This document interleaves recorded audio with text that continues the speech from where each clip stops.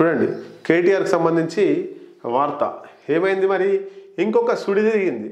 వాస్తవంగా ఏంది ఫార్ములా ఈ కార్ రేస్లోనే ఈయన అరెస్ట్ కావాల్సింది. కానీ గ్రీన్ కో నుంచి బీఆర్ఎస్కు 40 కోట్ల విరాళమట. 41 కోట్ల విరాళం వచ్చిందట. మరి దేనికి వచ్చింది? 2022లో అనుబంధ సంస్థల ద్వారా చెల్లింపు, తర్వాత 2 నెలలకే పుట్టిన company S next gen green co సంస్థ డైరెక్టర్లతో ఏర్పాటు.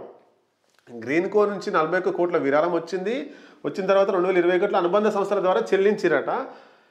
ఆ తర్వాత 2 నెలలకే కొత్త కంపెనీ పుట్టింది. ఇక ఇందులో డైరెక్టర్లే మళ్ళీ ఇళ్ళకి వచ్చారు. ఎస్ నెక్స్ట్ జెన్ గ్రీన్ కో నుండి ఏర్పడిన సంస్థే ఎస్ నెక్స్ట్ జెన్. మళ్ళీ దీంట్లో సభ్యులే, దీంట్లో డైరెక్టర్గా ఉన్నారు. దాంతోనే ఫార్ములా ఈ ఒప్పందం. అంటే కేటీఆర్ ఆడించిన నాటకం ఇది. ఇందులో ఉన్న వాళ్ళంతా గుంజి దీనిలో పెట్టిర్రు. దీనికి డబ్బులు వచ్చినాయి. దాంట్లో కేటీఆర్ భాగస్వామ్యం కూడా ఉంది. మొత్తం మీద ఏపీ తమిళనాడులో గ్రీన్ కోకి భారీ ప్రాజెక్టులు ఉన్నాయి. హైదరాబాద్లో పుట్టి దేశమంతా విస్తరణ, దేశవ్యాప్తంగా ప్రాజెక్టుల విలువ 1,00,000 కోట్లు. హైకోర్టులో కేటీఆర్కు ఊరట దక్కిన ఆయన వేసిన క్వాష్ పిటిషన్పై నేడు తీర్పు వస్తుంది. ఏం ఊరట దక్కదు, సారు జైలుకు పోయే అవకాశాలే చాలా ఉన్నాయి. ఎందుకంటే తప్పు చేసిండు కాబట్టి. ఇక్కడ చూడండి, ఒంటరిగా రావాల్సిందే ఫార్ములా ఈ కేసులో కేటీఆర్కు ఏసీబీ జలక్.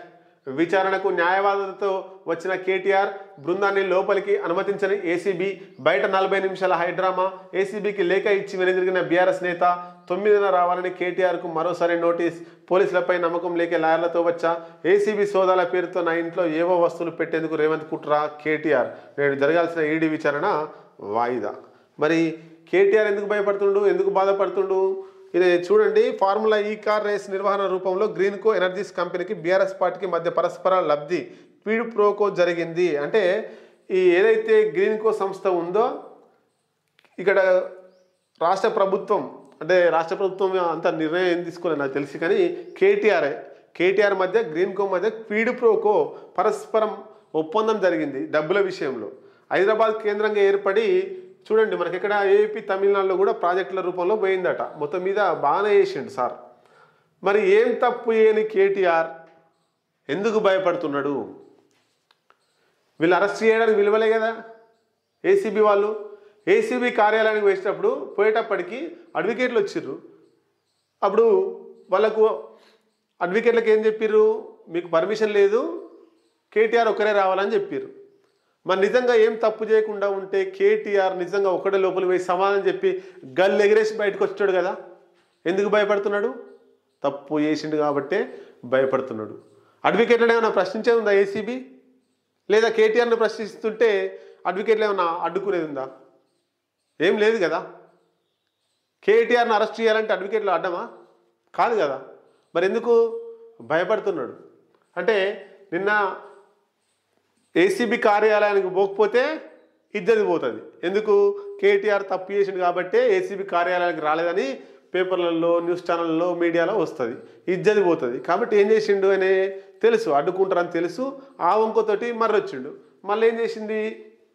ఆ 40 నిమిషాలు ఆడ హైడ్రామా జరిగింది. మొత్తం మీద మళ్ళీ ఇంకొక నోటీస్ ఇచ్చారు, 9న రావాలని, ఈ నెల 9 రావాలని. అంటే ఎన్ని రోజులు దొరికింది? ఒక 2-3 రోజులు టైం దొరికింది. ఆ 2-3 రోజుల టైంలో మళ్ళీ ఏం చేయాలి, కొత్త నాటకం అనేది ఆలోచిస్తాడు. అంటే కేటీఆర్ నిజంగా తప్పు చేయలేకపోతే ఏసీబీ కార్యాలయానికి పోయి వాళ్ళ ముందు నిలబడి గట్టిగా సమాధానం చెప్పి తిరిగి వచ్చేటాడు. కానీ భయపడుతుండు కాబట్టి లాయర్లతోటి పోయిండు. లాయర్లతో పోయినా కూడా లోపలికి పోలే ఆయన. లాయర్లు బయట ఉంటే ఏమవుతుంది? ఏం కాదు.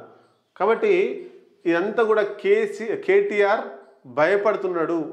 ఇక నా పని అయిపోయింది అనేటువంటిది భయానికి వచ్చింది కాబట్టి వాళ్ళని లాయర్లను తీసుకుపోయి ఒక 40 నిమిషాల పాటు అక్కడ హైడ్రామా చేసి ఇక నేను రాను, లాయర్లను అనుమతిస్తేనే నేను లోపలికి వస్తా, లాయర్లను అనుమతించకపోతే నేను రాను, పట్నం మహేందర్ రెడ్డిని పట్టుకుపోయినట్టు నన్ను పట్టుకపోతారు.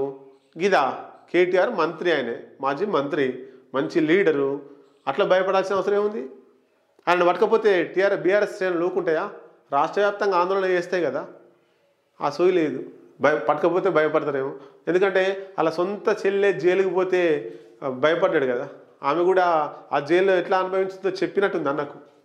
నువ్వు ఓకే, పోతే జైల్లో వేస్తే ఆడ తినడానికి సరిగ్గా తిండి ఉండదు, ఏసీ ఉండదు, నాయకులు ఉండరు, కార్యకర్తలు ఉండరు, పని వాళ్ళు ఉండరు, నీ బట్టలు నువ్వే వండుకోవాలి, నీ తినాలి, అది టైంపాస్ కాదన్నా, నువ్వు ఏసీబీ కార్యాలయానికే పోవద్దు, పోతే నా లెక్క అవుతావు, 100-200 రోజులు జైల్లో ఉంటావు అని చెప్పినట్టుంది. అందుకనే భయపడి లాయర్లను తీసుకుపోయిండు, గేమ్ ఆడిండు.